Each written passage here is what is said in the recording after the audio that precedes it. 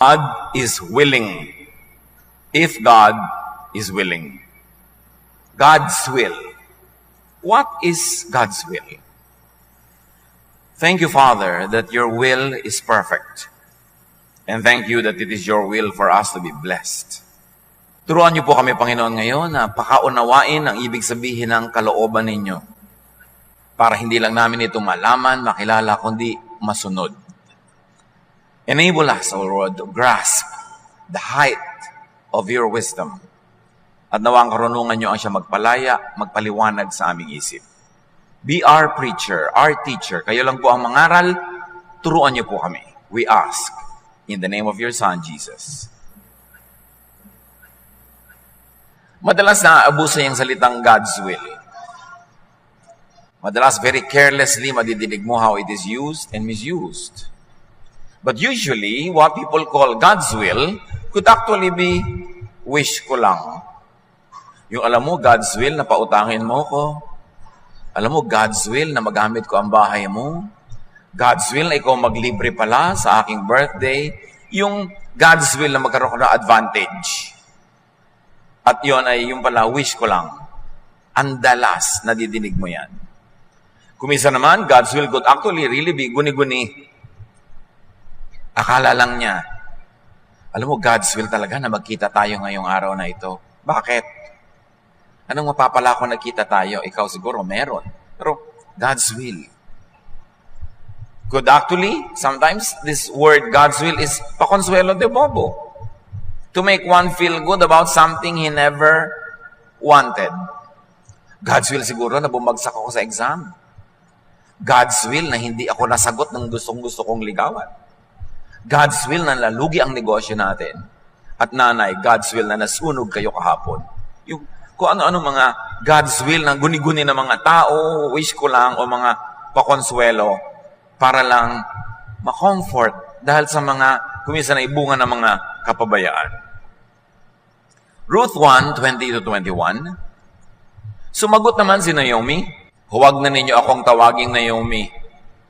Tawagin niyo akong Mara, sapagkat ako'y pinabayaang magdusa ng makapangyarihang Diyos. Masagana ang buhay namin ni Elimelech nang umalis kami dito, ngunit ibinilik ako ni Yahweh na walang anumang dala.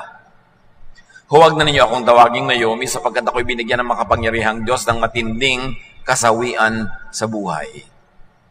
Ito, ang binabanggit natin, na ano ba yan? Wish ko lang, guni-guni o pakonsuelo de bobo. Talaga? Pinlano ng Diyos na pahirapan si Naomi. Papahirapan ko nga siya, sabi ng Diyos. Paghihirapin ko nga siya.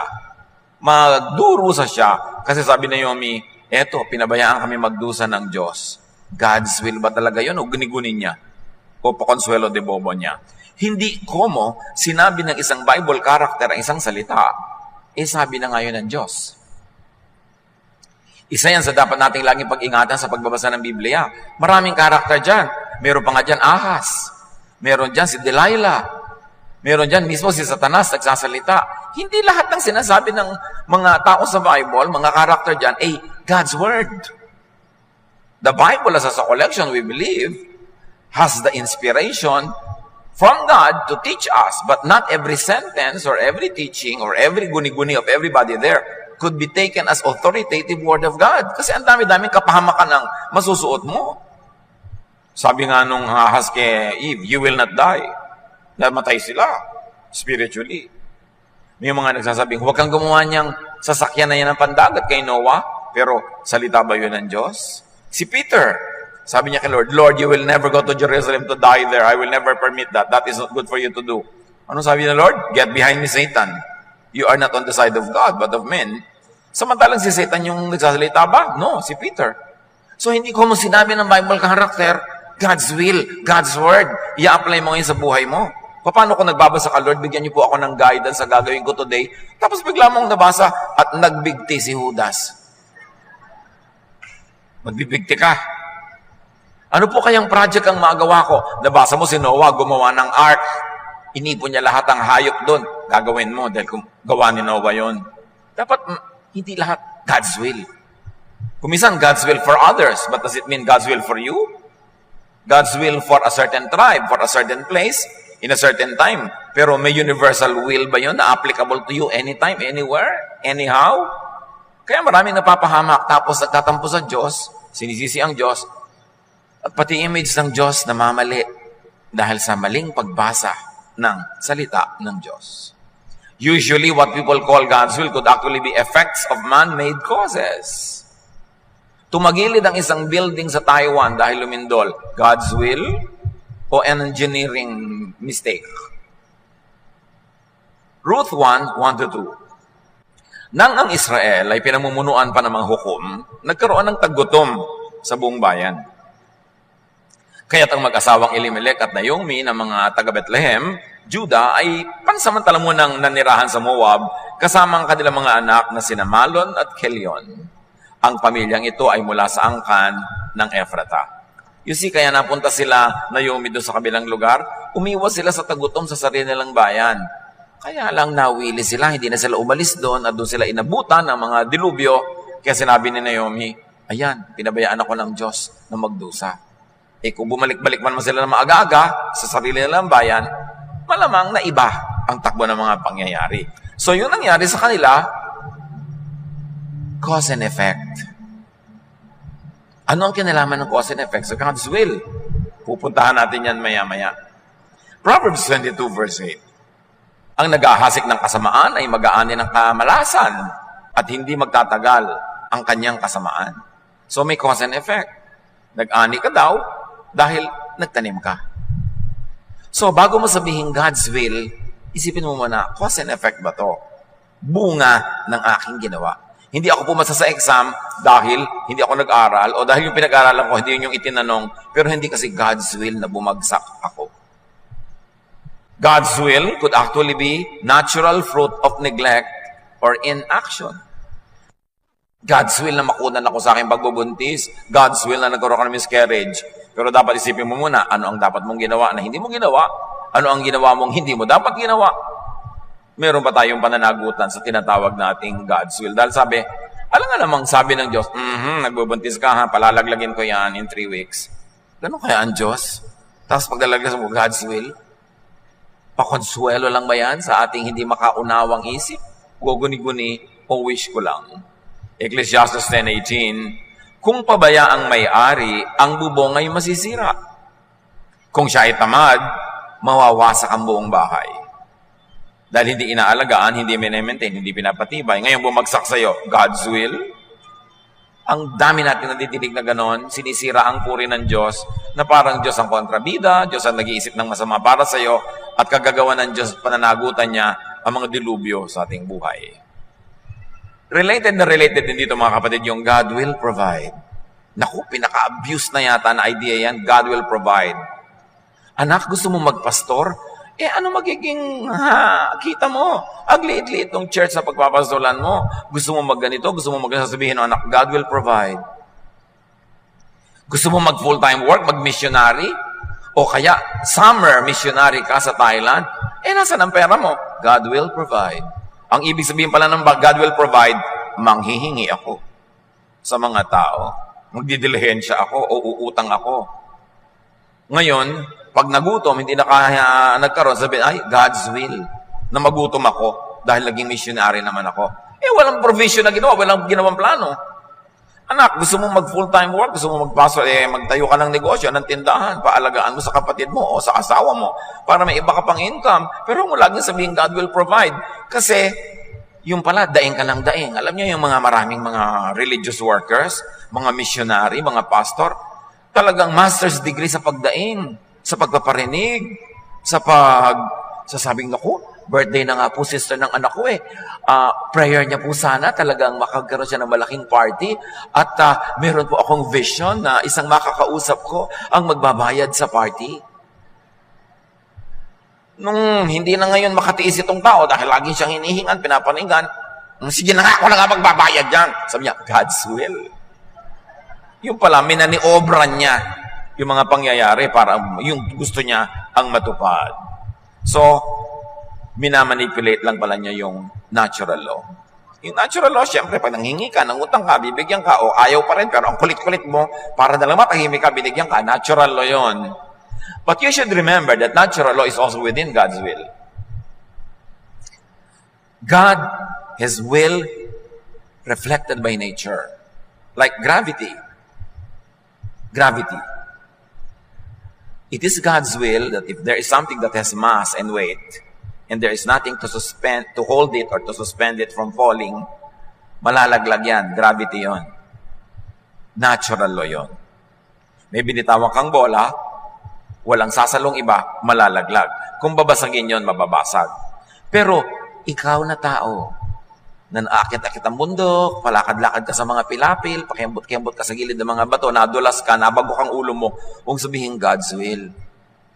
Natural law was operational, but you should have done your part to avert an accident through also doing what is natural, like being careful. Mag-ingat ka, huwag ka doon dumaan, may iba kang daanan, natural law pa rin yun. So may general, universal law, God's will, which is natural law. But the details of application in people's lives could be affected, could be engineered by your behavior. Because your behavior is also part of natural law. If P, then Q. Nag-iingat ka, therefore hindi ka nadulas. Pero hindi, sasabihin ng Diyos, bukas, maglalakad yan sa gilid ng bundok. Ihuhulog ko siya. Yan ang God's will. Natulog ang napakaraming mga mananampalataya ng Diyos sa isang hotel na walang fire escape. Nagkaroon ng sunog, namatay silang lahat. God's will? O, somebody did not do his homework. Hindi chinek ang mga fire escape. O, dapat hindi doon piniling tulugan. Dahil hindi naman sasadyain ng Diyos, magka-camp kayo magko-convention kayo, lilitsyonin ko kayong lahat sa isang sunog. God's will ba yun? Remember, there's a big God's will expressed in natural law. But the detail of how it applies to you could be engineered by your carefulness, by your skill. And sometimes, even despite your skill, nangyari pa rin yun na tinatawag ni Solomon na bad luck. Sabi niya, time and chance happens to all. Nag-practice ka, hindi ka pa rin pumasa. Magaling ka, hindi ka pa rin nanalo. Minalas ka. Yun ang sinasabi ni Solomon doon. Time and chance happens to all. But exception yon. Generally, what you plant is what you harvest. Actually, what people call God's will could be effects of natural law, as we have been saying all along. Why? God is the creator of nature. Talagang may gravity. Pagka ang isang eroplano bumagsak, hindi pinlano ng Diyos sa pabagsakin yon. May mga engineer siguro na hindi ginawa ang trabaho nila o humarap sila sa isang napakalaking turbulence, hindi na kaya ng mekanismo ng eroplano, bumagsak sila. Pero hindi paplanuhin ng Diyos na pabagsakin sila. God is the author of natural law. And that natural law is impersonal. Merong mga tao na, naku, pagsakay sa eroplano, nakita, ay pastor, safe na po ako, nandito pala kayo. Talaga? Wala bang pastor na nakaka-plane crash? Pagkakasabay ka sa isang barko, ay, naku, hindi po tayo lulubog, nandito si pastor. Ang dami ng pastor na nalunod. So, kasi may natural law. And it is impersonal. Hindi i-accept ng Diyos yung isang barko dahil lang may Kristiyano doon na isa. Ang dami-dami nang nagtataka, bakit naman po yung tatay ko, missionary, yung nanay ko, maka-Diyos, bakit naman na-aksidente pa siya? Bakit pinayagan yun ng Diyos? May natural law, There are physical laws. Pag may collision, may madadamage yun. Yung nanay mo, nasa kaharap-harapan ng basya, ang napipi. Kung nasa likod siya, may mga nasa likod, hindi napipi. Kasi may natural law. So, hindi ka lang aasa sa general natural law of God, i-apply mo pa rin sa detail ng buhay mo, yung karunungan mo, yung pag-iingat mo, still applying natural law para yung desired result mo ang mangyari. Nahuhulog ka dahil sa gravity, pero God's will yon generally, but God does not specifically plan that you will fall. You only happen to be in a part of a building probably that would collapse, kaya ka na ganun. Pinaghahalo natin yung general, impersonal natural law of God with our personal intelligence and skill para ma-maximize yung pag-iwas sa panganib at ma-maximize yung posibilidad ng pagtatagumpay. Hindi isususpend ng Diyos ang law of nature dahil lang nandun ka. Kung sakasakali mang mangyari yun ang tinatawag nating himala. At yung himala, the suspension of natural law, to give you a favorable footing, that is the exemption rather than the rule. Huwag laging maghanap ng himala. Obey natural law, use natural intelligence, do what is practical and correct. Because faith, if it has no works, is dead. Natural law, may sakit ka, kailangan mo ng gamot. Yung iba, magdadasal lang po ako, hindi po ako inom ng gamot para ako gumaling. Himala ang hinahanap mo, kapatid. Pero if you want to operate within God's will, which is expressed in natural law, medicate. Do what is proper. Para ma-assist mo yung natural law na maging favorable sa'yo. Bakit naman po yung nanay ko talaga hindi uminom ng gamot, gumaling siya, himala yun. Pero hindi pwedeng i-claim at i-apply sa lahat ng tao. Kasi prerogative na ng Diyos yan kung sino paghihimalaan at sino ang i-applyan ng natural law. So anong nawala sa'yo kung nag-obey ka ng natural law? Alam ka naman sabihin ng Diyos, nag-obey siya ng natural law, uminom siya ng gamot. Naiinis ako sa kanya, hindi siya humihingi ng himala. Papatayin ko siya. Ganun kaya ang Diyos? Ang dami nating misunderstanding about God dahil sa God's will na yan. Psalm 104 verse 5, He set the earth on its foundations. Ibig sabihin, may set rules na. Physical rules. That's why physics is probably one of the purest prophecies ever. Kasi physical laws are always true, always exact, and always correct. Yung nga, mga calculations mo lang siguro pwede magkamali. Pero E equals MC square, laging totoo yan. Kung alam nyo, ibig sabihin no. Pwede nyo namang i-google mamaya. Romans 1:20, mula pa nang likhain ng Diyos ang sanlibutan, ang kanyang likas na hindi nakikita, ang kanyang kapangyarihang walang hanggan, at ang kanyang pagka-Diyos ay maliwanag na inihahayag ng kanyang mga ginawa. Kaya't wala na silang maidadahilan pa. Sabi, huwag mo na sabihin, hindi ka magaling sa theology, hindi ka magaling sa Bible, hindi ka magaling sa kung ano-ano. Kilalanin mo lang ang nature, makikilala mo Diyos. Kasi siya ang gumawa ng nature kadalasan kasi sa mga religious ideas, laging dinidemonize yung nature, yung human nature, yung human feelings, yung human desires, dinidemonize, minamasama. Kaya habang nagiging religious ka, lagi kang lumulubog sa guilt, sa sense of failure. But God is the author of natural law. And you, your body, your emotions, how you are, how you think is part of the natural element of who you are. Oras na tinanggihan mo ang yung natural self, yung true natural feelings, your true natural desires, you will end up divided kasi laging minamasama mo ang sarili mo. So ang pagtanggap mo sa God's will is pagkilala at pagtanggap sa natural law. Halimbawa, magagalit ka ba sa leon dahil kumain siya ng usa? Anong gusto mong kainin ng leon? Yogurt? Talagang ganun siya nilikha, kaya nga may mga pangil siyang ganun At kaya nilikha naman yung usa na mabilis tumakbo para makatakbo siya. Bakala na silang dalawa kung sino magwawagi. Dahil ganun sila, mula nung nilikha ang mundo, everything's being recycled. Kinain ng leon ng usa, namatay yung leon, naging lupa ulit, tumubo, naging papaya, naging gulay, kinain uli ng usa, yung usa kinain uli ng leon. Paikot-ikot lang naman ang lahat. Walang nadadagdag at nababawas sa mundo. Tao lang ang sumisira ng ecological balance. But everything is balanced. It's the law of nature.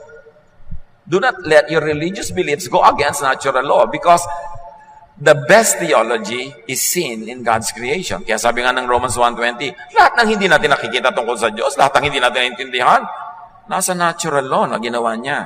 Gusto niyo siya maintindihan? Kilalanin ang natural law and the natural processes. Kaya nga naniniwala ako na science could be God's lost prophet. Kasi yan talaga nagbubukas sa atin ng mga mechanics of natural law.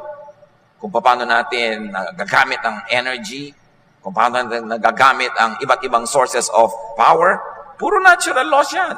At hindi yung katakata, at hindi yung anti-God, because it is God who created everything. The earth is the Lord's and everything in it. Colossians 1:16, sapagkat sa pamamagitan niya ay nilikha ang lahat ng nasa langit at nasa lupa. Nakikita man o hindi. Pati ang mga espiritual na kapangyarihan, paghahari, pamamahala, at pamumuno. Ang lahat ay nilikha ng Diyos sa pamamagitan niya ni Jesus at para sa kanya si Jesus. So to understand Jesus is to understand natural law. Natural law is God's will. God's universal, impersonal will for all creation. When God interferes with that impersonal and general law to accommodate your personal wishes, that's a miracle. The suspension of natural law. The fruits of natural law is the undisputed will of God. Genesis 8:22, as long as the earth endures, seed time and harvest, cold and heat, summer and winter, day and night will never cease. It will go on and on and on. But remember, natural law can work against you if you do not work alongside it. If you do not ride on it. Kaya kung mga magsasaka, lalo ng mga palay, harvest time na yung iba, hindi ka pa nag-harvest ngayon, next week pa, ay nako, lagot ka. Kasi oras na naubos yung mga palay ng kapitbahay mo, yung mga dagang kumakain nun, wala nang ibang kakainin, kundi yung sayong natira. Lahat pupunta sa bukid mo, ubos ang palay mo. Kaya may time for everything. Hindi mo pwedeng sabihin, Lord, di po ba anak niyo ako? Di po ba naglilingkod ako sa inyo? Next week na po ako mag-harvest ng palay. Pigilin niyo po ang lahat ng daga. Natural law, nagugutom yung daga. Natural law, nandun yung palay mo. Sa palagay nyo, naturally, what will happen? Hindi yung palay mo kakainin. Huwag niyo paghimalain ng Diyos kung pwede namang sumunod na lang kayo in an ordinary way. I-respect niyo yung natural law. Tag-ulan, alam mong babaha sa mga gilid ng ilog, kahit gaano kakabanal, aanurin ka doon. Kailangan kang umalis doon. Hindi yung inanod ka, sabi mo, ay God's will. God's will, yes, in a general sense that nature will cause a flood to happen and anything that the flood can carry together with it will be carried no matter if it includes you. So, general will pa rin ng Diyos. Pero hindi pinlano ng Diyos na pagbaha, ipapaanod ko tong si Ana o si Santos o si ganito kasi nandun ka. Luke 12:54-55, sinabi rin ni Jesus sa mga tao, kapag nakita ninyong kumakapalang ulap sa kanluran, sinasabi ninyo agad na uulan. At ganoon nga ang nangyayari. At kung umiihip ang hangin mula sa katimugan, ay sinasabi ninyong iinit. At nagkakaganon nga.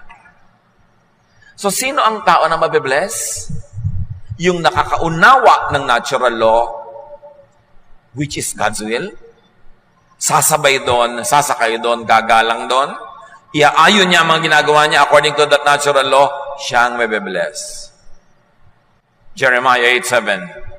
Naalalaman ng ibong palipat-lipat ng tirahan, ng bato-bato, ng langay-langayan at ng tagak, kung kailan sila dapat lumipat at kung kailan dapat magbalik. Ngunit kayo na aking bayan, hindi nyo nalalaman ang aking kautusan na dapat nyo sundin. Sabi ng propeta, migratory birds know when to leave, when to immigrate, when to emigrate, when to come back.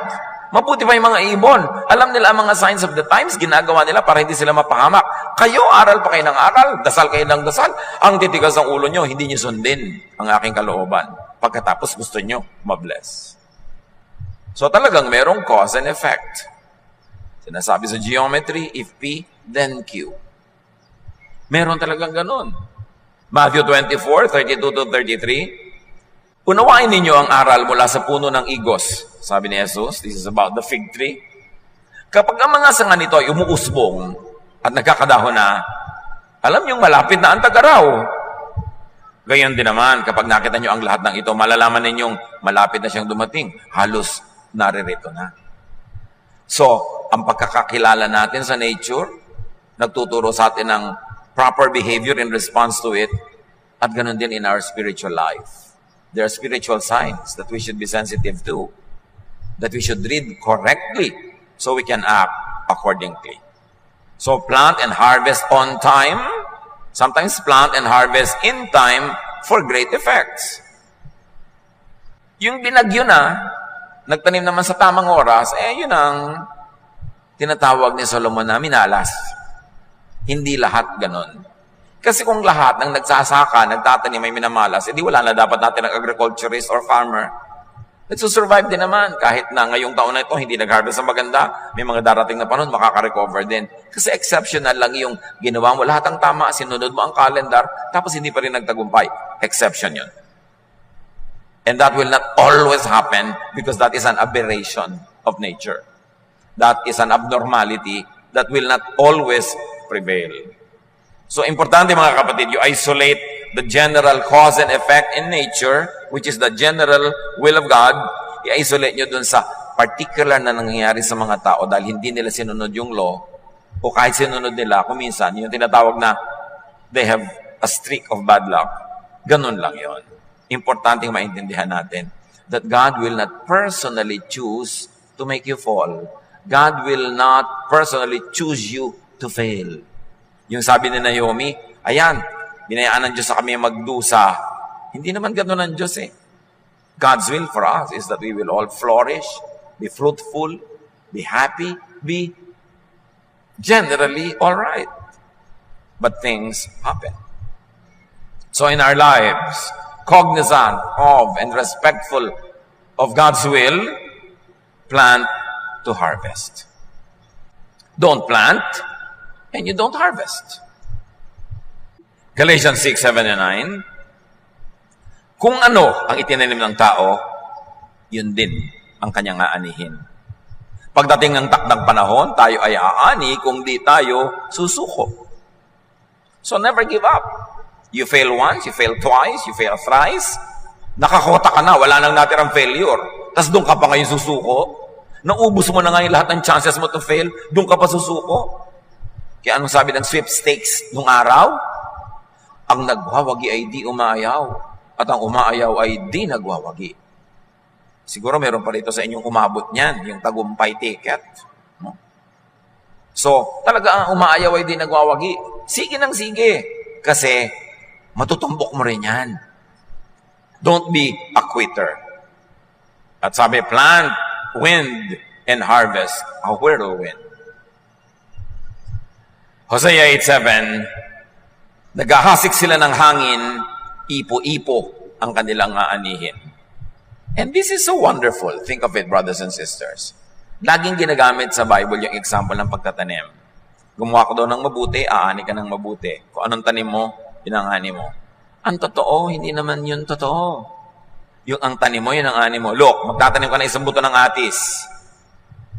Let's say, tumubo, lumaki, namunga. Ang aanihin mo ba, isang buto rin?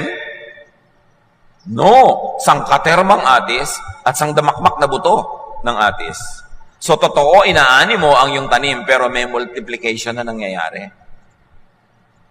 Nagtanim ka ng isang buto, ang dami-daming bunga ang aanihin mo every season, ang dami-daming buto. Ngayon, isipin nyo, nagtanim kayo ng kabutihan, konting kabutihan. Gaano karaming kabutihan ang aanihin nyo? Isang katerba, isang damak, na kabutihan. Kaya dapat magtanim ka ng kabutihan. Baligta rin, magtanim ka ng masama. Ano aanihin mo? Isang katerba, isang damakmak na kasamaan. Kaya napakalaking kahangalan na magtanim ng masama. Gumawa ng masama sa kapwa, gumawa ng masama sa kumpanyang pinapasukan mo, gumawa ng masama sa gumagawa sa ng mabuti, gumawa ng masama sa kaibigan mo, sa kamag-anak mo. Kasi may multiplication na magaganap. Ang aanihin mo, sobrang daming sama. You've got to be so foolish to do something wrong deliberately. Kasi aani ka. But you've got to be so wise to do something right, even just a little good thing. Because alam mo, aani ka ng ang dami. Bakit? Yung ba mga magsasaka na nagtatanim ng isang maliit na palay na naging maliit na tanim, itinanim mo isang palay, talaga ba ang aanihin mo doon? Isang palay din, bawat puno? No! Kilo-kilong palay. So bakit kayo hindi magtanim ng mabuti lagi para ang daming inaaning mabuti? Tapos magtatanim ka ng konti na masama pa, edi ang daming masama ang darating sa iyong buhay. Yan ang God's will. Yan ang natural law. Dapat cognizant tayo dyan. Teka, gagawa ako ng masama. Kaya siguro ang dami-dami kong inaaning masama ngayon dahil ang dami kong tinanim noon. Well, God's will yun. Pero hindi sinabi ng God na sa year 2018 na dadago ka ng kutakot na mga hirap sa buhay kasi gusto ko lang. No. Pero God's will na yes, sa 2018, dadating sa yung kutakot-takot na hirap. Kasi noong 2014, yan ang tinanim mo eh. Yun ang masasabi mong God's will. Pero hindi sinadya para sa iyo lang. Pinayagan ng Diyos na mangyari according to His natural law. Pero ikaw ang nagtanim, kaya ikaw ang aani. Importanteng maunawa yung God's will na yan. And of course, efficiency means better fruitfulness. Magnenegosyo ka na rin lang, alamin mo na lahat ng tools of the trade. Mag-aaral ka na rin lang, damihan mo na talaga matatandaan at malalaman. May service ka na rin lang, gandahan mo na.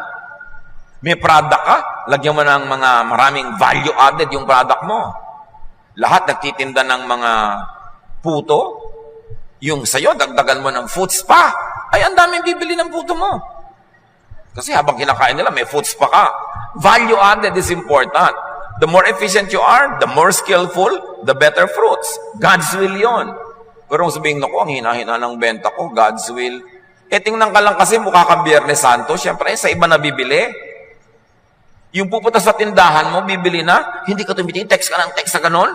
Ay, ayoko na dito, sa kabila na ako. Ay, sa kabila, nag-games din. Ang daming ganon na, mga tinderang text ng text. Na alam naman, pinagbabawalan ng may-ari ng tindahan dahil sa loob ng bulsa nagte-text sa ganon. Kasi hindi mo naasikaso ang bibili. Kung may gagawin kayo mga kapatid, do it lovingly, passionately, dramatically, beautifully, at siguradong uulanin kayo ng pagpapala. Kasi kung anong tanim, siyang ani. So ang tanong, anong inaani nyo ngayon? Tanim nyo yan.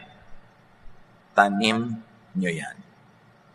Kung minsan man, hindi ko nagtanim, pero yung asawa mo siya ang nagtanim, naging asawa ka, dinadamay ka na ngayon sa ganda ng ani.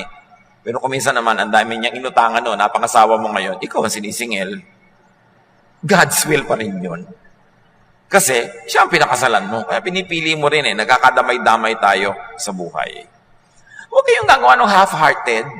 May isasubmit kang project sa school, yung baba ng grade.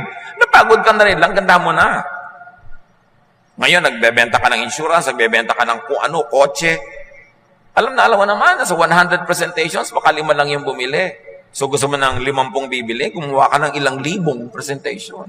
By virtue of statistics, marami kang makukuha dyan. Pag may gagawin kayo, do it passionately. Do it lovingly. Sabi nga, do it as you are doing it for the Lord. Because you are doing it for the Lord. Not meaning na siya ang makikinabang, kundi sinasakyan nyo ang natural law na siyang may gawa, therefore it is high worship. To observe and respect natural law is high worship because you are observing the law of the one who made the earth and everything in it. Ecclesiastes 11, 1-2.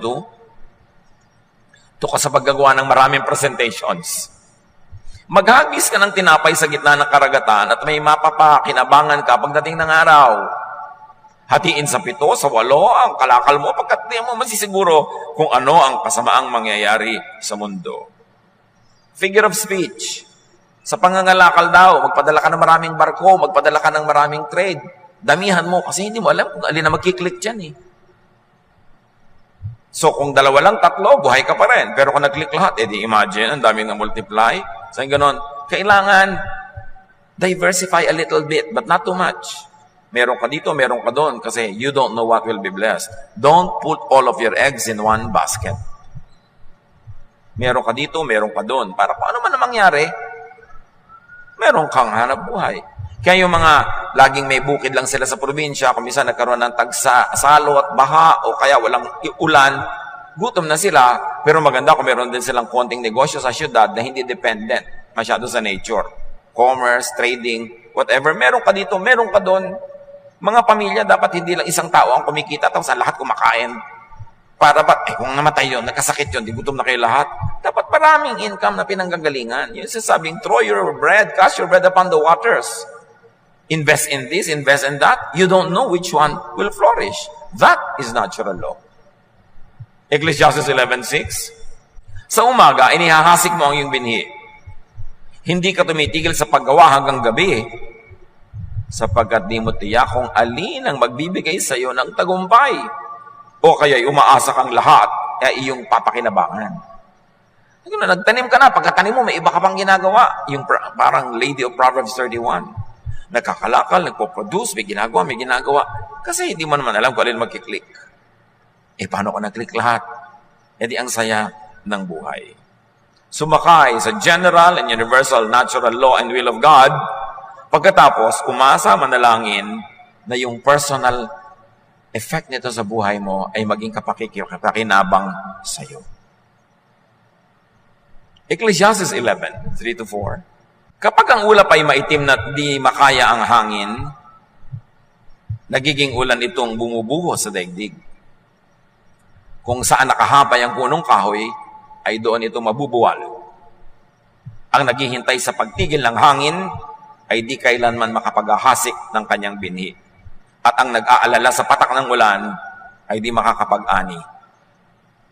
Pag daw sobra ka matatakotin, ayaw mo mag-risk, ayaw mo magtanim dahil baka bumagyo, baka ayaw mo mamuhunan, baka ka malugi, ayaw mong sumubok sa isang trabaho dahil baka ka mabigo, ganun, wala nga mangyayari sa buhay mo. Hindi lahat ng pagtatanim ay may ani, pero ang lahat ng hindi pagtatanim, tiyak na walang ani. Kaya tanim ka ng tanim, and you calculate your risks, you minimize your risk, but you take the risk nevertheless. Because the general law of nature is that nagtanim ka, aani ka. God's will means natural law. Cause and effect. More personally, God's will could mean the result of doing what can be done. Hindi mo lang iaasa sa natural law, you will engineer natural law. Like the rivers are being engineered through dams, the wind is being engineered through wind power. May engineering na nangyayari. Hindi yan interference with God's will. Yan ay pag-unawa ng God's will at pagsakay dito to your advantage. But sometimes also, tulad na sinasabi minalas o sinuwerte ni Solomon, God's will could be the result in spite of what you do. Nag-aral ka naman, hindi ka pumasa. Permissive will.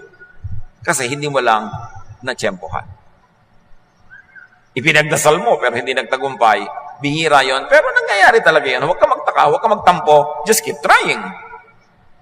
Dahil sabi nga, cast your bread upon many waters. Pagkatanim mo ng isa, may gagawin ka pang iba.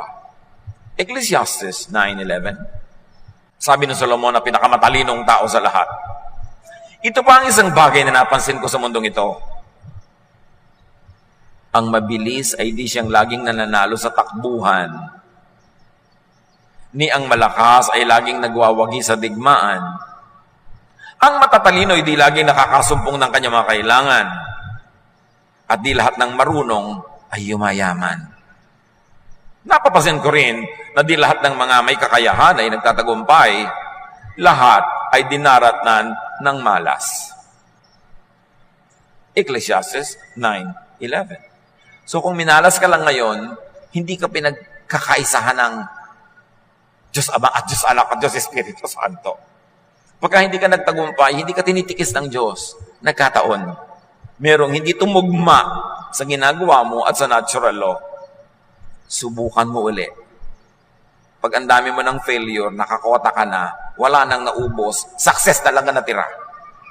Kaya dapat binubuo mo ang loob mo, tinitibayan mo ang loob mo, huwag kang susuko.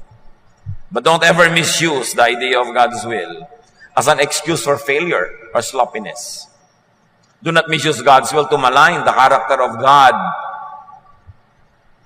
And do not misuse God's will as an all-purpose veil for ignorance. Know what you need to know. Operate within scientific knowledge, which is really godly knowledge. Maximize your chances of success. And then praise God that all things work together for your good. Know the basic universal will and operate with it and within it for your fullest and greatest personal blessing. God's will is so important to understand. God's will always prevail. So operate your life within God's will by knowing what God's will really is. Dear Lord, thank you that your will for us is that we will be fruitful and happy and peaceful, joyful, and abundant. Salamat, Panginoon, ang kalooban niyo. That no eyes have seen, no ears have heard what you have prepared for those who love you. Teach us, Lord, to always be encouraged and empowered by that reality. And also teach us to respect nature, to respect the law of nature, to increase our knowledge, and then be wise in the process so that we can make the most out of life. Pagbulay-bulayan natin mga kapatid ang lahat ng ito, kung paano i-apply sa ating mga buhay-buhay. Lord, continue to speak with your people in a very personal way. Give each one a very personal application of your teaching.